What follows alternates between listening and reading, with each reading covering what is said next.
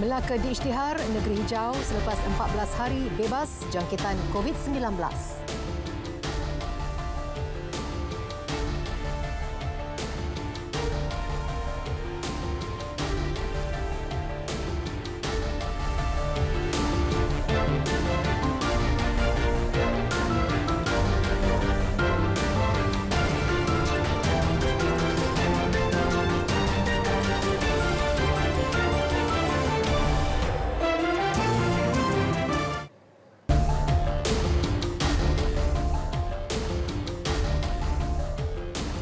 Assalamualaikum dan salam sejahtera saudara. Anda bersama saya Nurul Aliz Aidil Akhbar untuk laporan berita tengah malam. Saudara, Al Jazeera perlu memohon maaf kepada rakyat negara ini terhadap laporan yang tidak wajar, berniat tidak baik, mengelirukan dan membuta tuli. Demikian tegas Menteri Kanan Keselamatan Datuk Seri Ismail Sabri Yaakob berkaitan pembohongan saluran berita antarabangsa itu. Ujarnya, laporan berita yang dikeluarkan oleh Al Jazeera bercanggah dengan keadaan sebenar pelaksanaan Perintah Kawalan Pergerakan diperketatkan PKPD di Selangor Mansion. Jelas Datuk Seri Ismail Sabri lagi, setiap individu yang berada dalam kawasan PKPD wajib menjalani ujian saringan termasuk rakyat Malaysia bagi memastikan wabak COVID-19 tidak menular. Beliau turut mencabar Al Jazeera menyenaraikan mana-mana negara yang memberi kebebasan kepada warga asing tiada dokumen perjalanan sah untuk berada di negara mereka. Sehingga hari ini daripada 68,829 pekerja asing yang disaring, 2,579 didapati positif dan dirawat di hospital. Manakala bagi yang ditahan di 4 depo tahanan, 4,924 daripada mereka sudah disaring dengan 777 didapati positif. Kesemua mereka diberi rawatan di Taman Expo Pertanian Malaysia Serdang MIPS. Menteri Komunikasi dan Multimedia Datuk Saifuddin Abdullah pula menyifatkan laporan Al Jazeera itu tidak menggambarkan pengurusan menangani COVID-19 yang sebenar oleh kerajaan Malaysia.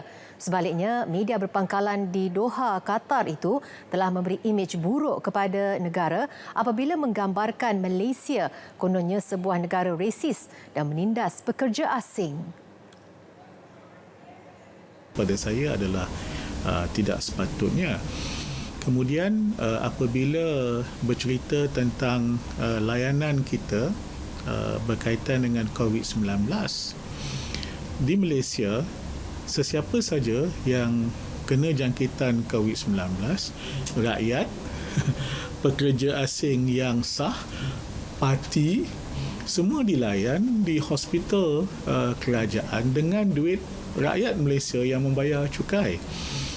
Jadi yang itu tidak diceritakan di situ. Siap kita hantar ambulan lagi untuk ambil kalau mereka berada di rumah dan sebagainya.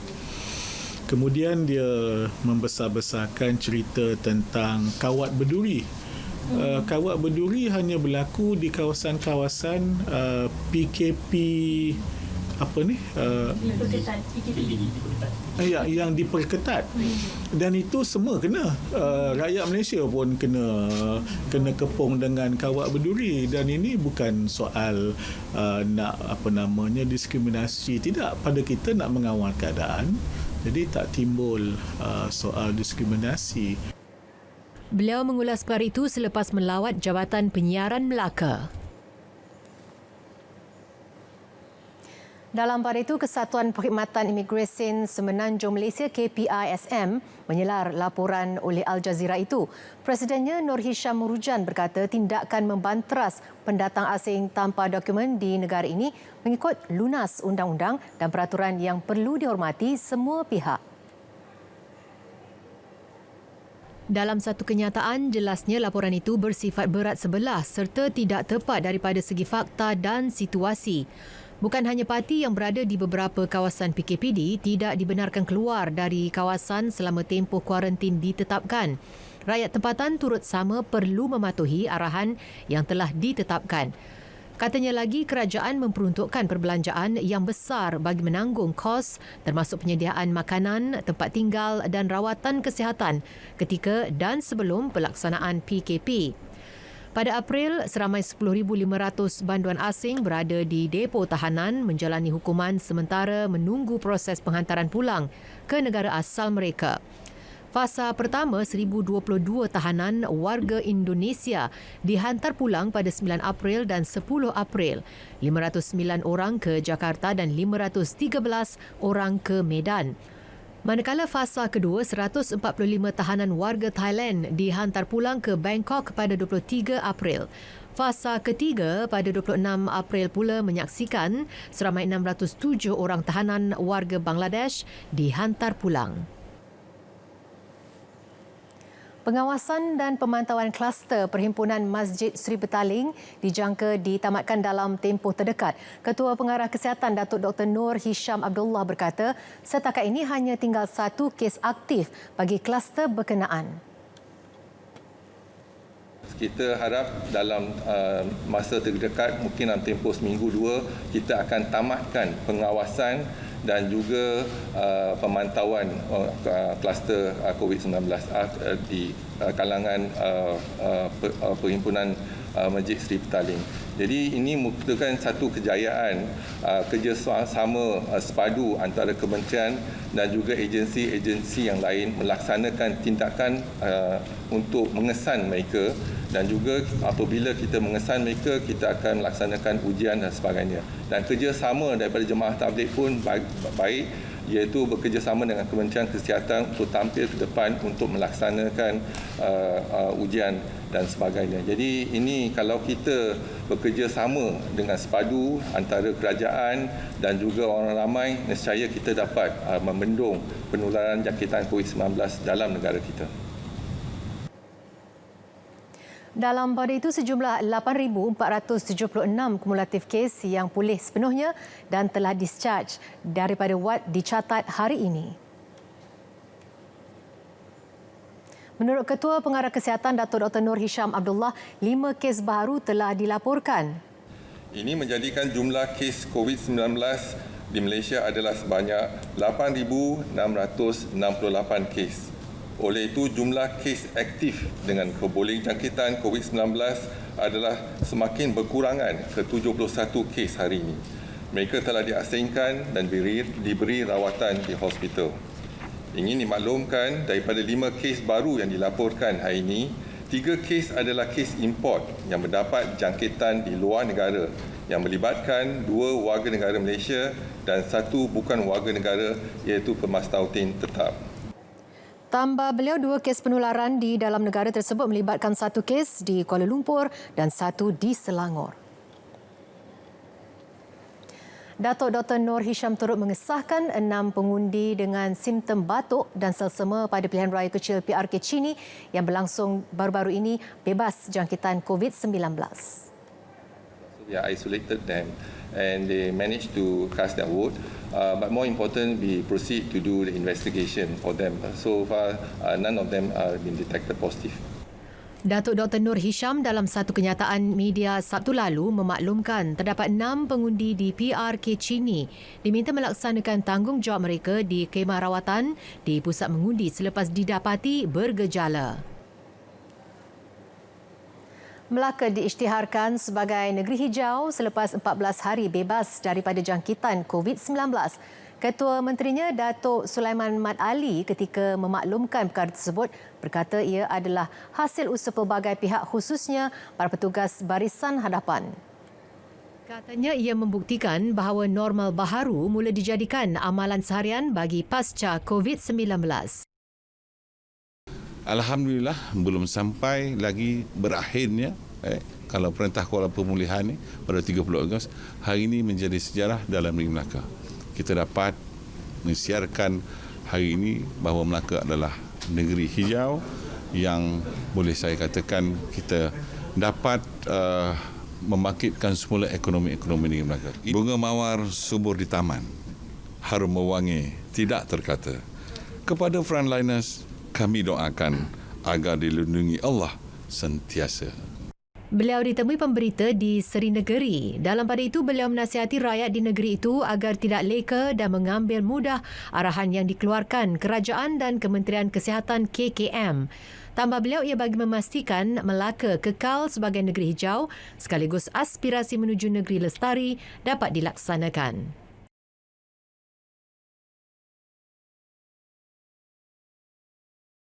Pematuhan prosedur operasi standard SOP di tadika seluruh negara sejak dibuka semula 1 Julai lalu mampu menjadi nilai tambah kepada amalan positif kehidupan harian kanak-kanak. Menteri Pembangunan Luar Bandar Datuk Dr. Abdul Latif Ahmad berkata pematuhan normal baharu juga penting dalam memberi keyakinan kepada ibu bapa untuk menghantar anak ke tadika. Dalam suasana COVID, kita nakkan ibu bapa boleh bekerja tanpa rasa bimbang dan ragu tentang anak-anak mereka. Jadi dia boleh hantar anak taska atau tadika dan mereka boleh terus kerja untuk dapat pendapatan. Beliau menyatakannya dalam sidang media sempena lawatan kerja ke Tabika Kampung Muhibah Beaufort. Mengulas mengenai fasiliti tadika dan taska di Sabah, beliau menjelaskan tadika di seluruh negara beroperasi dengan standard serupa termasuk daripada segi kemahiran tenaga pengajar sama ada di bandar dan luar bandar. Mengenai usaha menaik taraf beberapa tadika di negeri itu pula, Datuk Dr. Abdul Latif menjelaskan ia belum dapat dilaksana kerana berhadapan kekangan status tanah. Pada majlis sama, Datuk Dr. Abdul Latif turut menyampaikan sijil penghargaan kepada Wakil Sukarelawan Kemas Sabah yang telah menghasilkan 6,650 helai peralatan pelindungan diri PPE setakat 30 Jun lalu. PPE tersebut dihasilkan 70 sukarelawan kemas dari 4 daerah iaitu Sandakan, Penampang, Silam dan Kudat. Tempoh pemulihan pasca COVID-19 merupakan peluang terbaik untuk ASEAN meneliti semula trajektori pertumbuhannya. Langkah itu penting bagi memastikan rantau ini kekal berdaya tahan, mempunyai kemampuan digital lebih inklusif serta mapan pada masa hadapan. Setiausaha Agung ASEAN Datuk Lim Jock Hoi dalam masa sama menekankan kepentingan untuk mewujudkan kerjasama lebih awal dalam kalangan negara anggota agar cabaran COVID-19 ditangani dengan lebih baik. The region must have a coordinated, all over community and government comprehensive recovery plan that will take ASEAN to recovery stages from reopening to recovery and to long-term resilience. Pada masa sama, sektor swasta di rantau ASEAN juga perlu memainkan peranan penting dalam menyokong usaha pemulihan ekonomi dengan mengembalikan semula pekerjaan dan keyakinan peniaga. Pandangan disuarakan beliau dalam sesi dialog secara maya anjuran Institut Penyelidikan CIMB ASEAN, CHARI.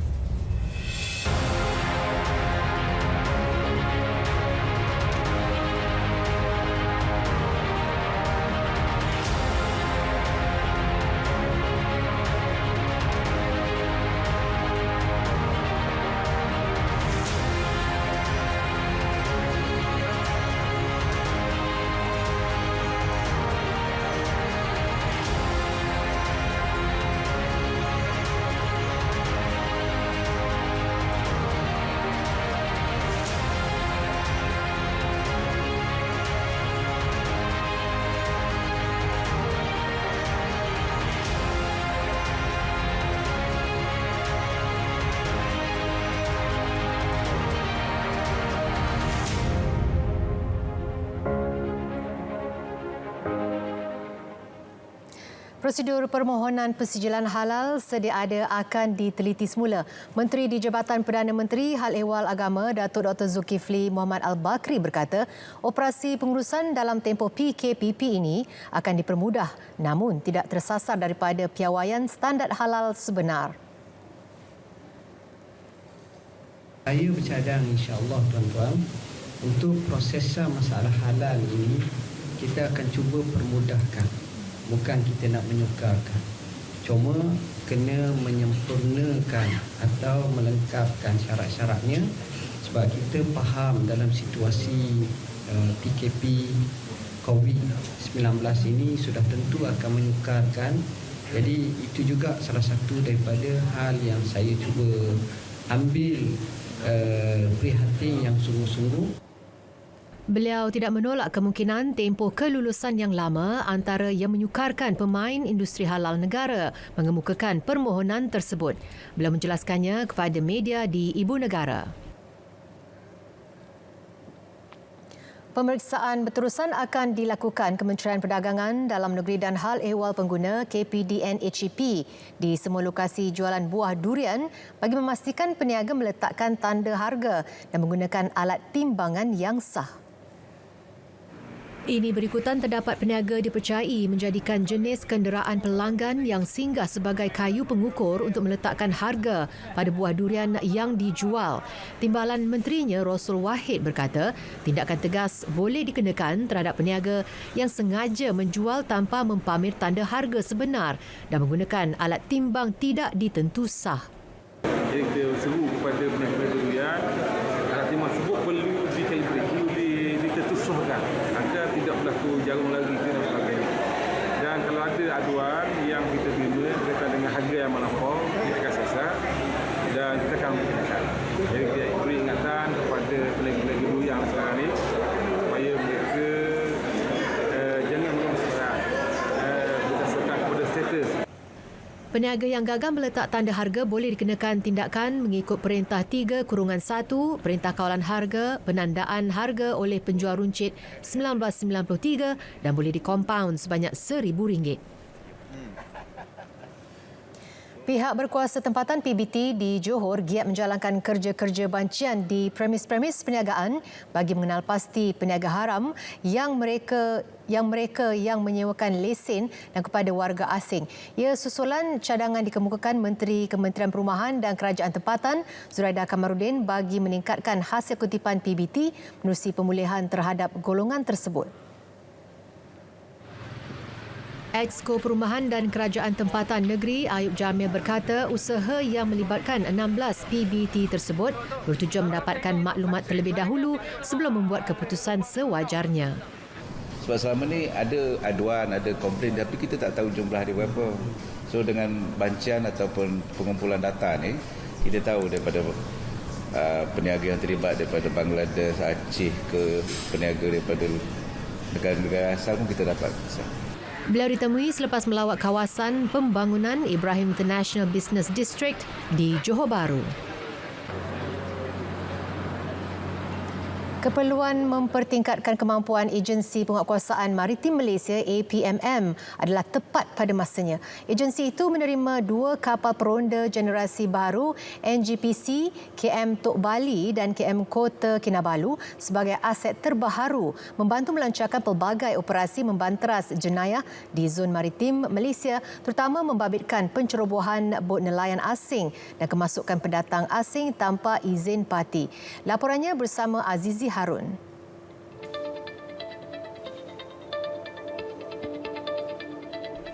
Menteri Dalam Negeri Datuk Seri Hamzah Zainuddin berkata ia dilihat amat signifikan dengan keanggotaan APMM di dalam National Task Force NTF dalam melaksanakan Op Benteng bersama Angkatan Tentera Malaysia ATM dan Polis Diraja Malaysia PDRM.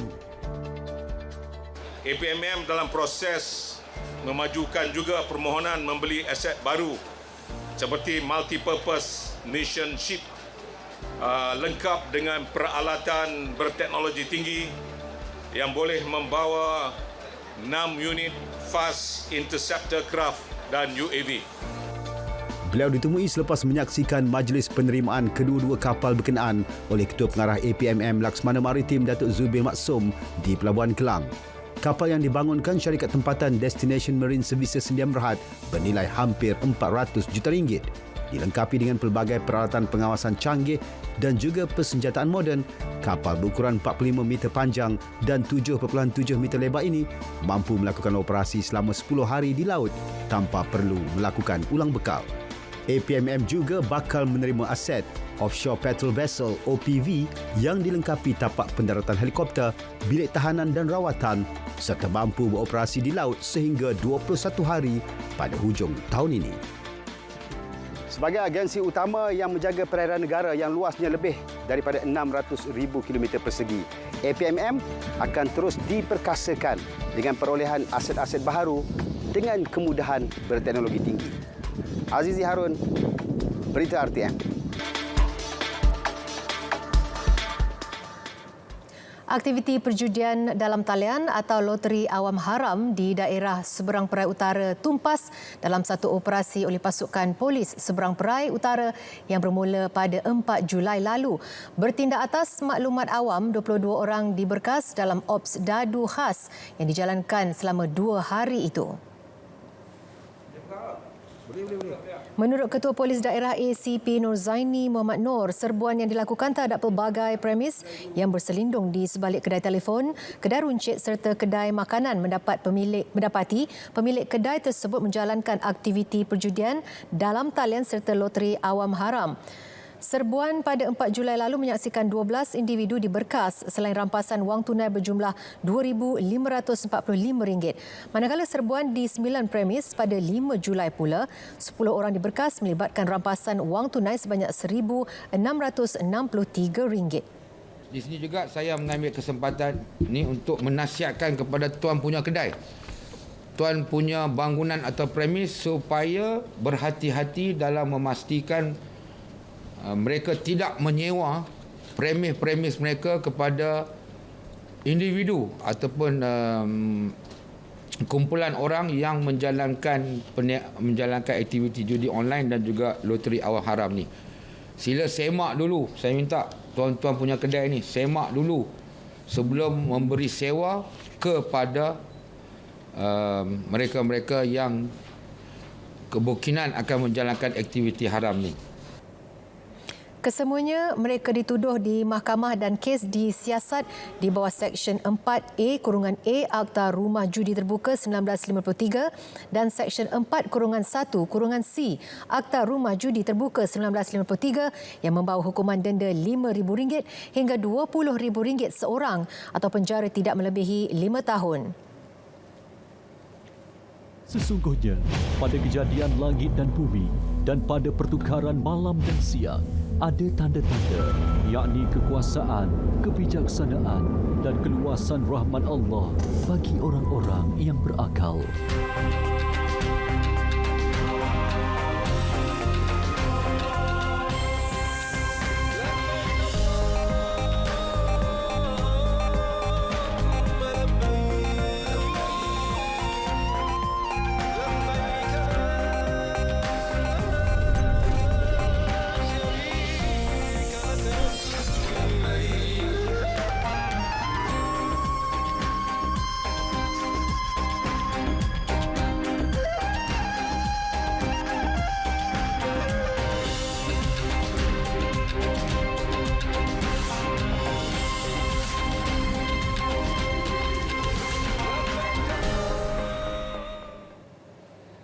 Terus setia bersama kami untuk laporan berita tengah malam.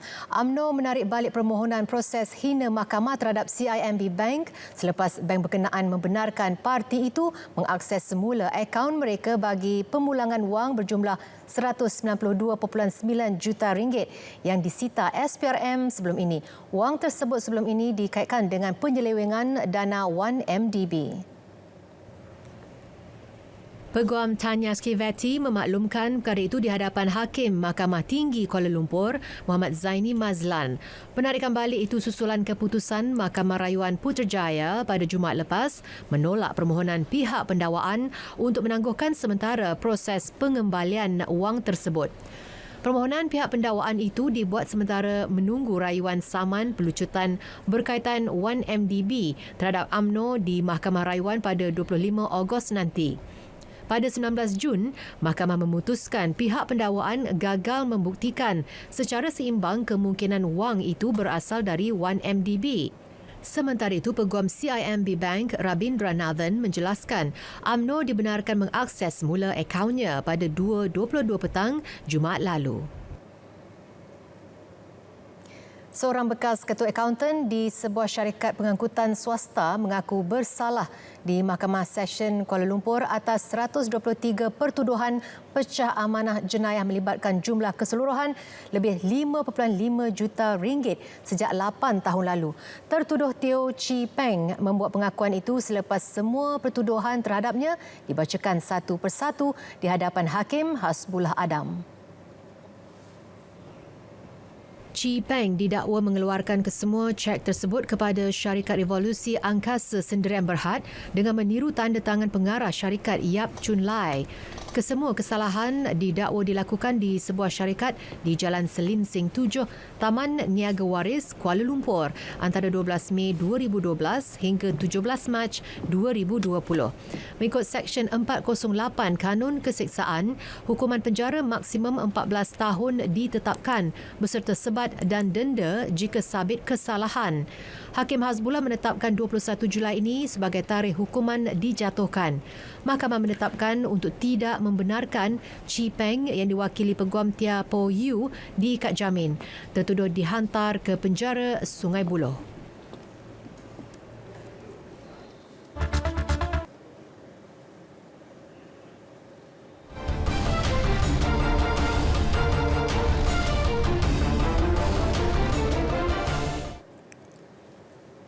Beralih ke sukan, pasukan Hockademy akhirnya menarik nafas lega selepas menerima hadiah wang kemenangan Liga Hoki Malaysia 2020 hari ini.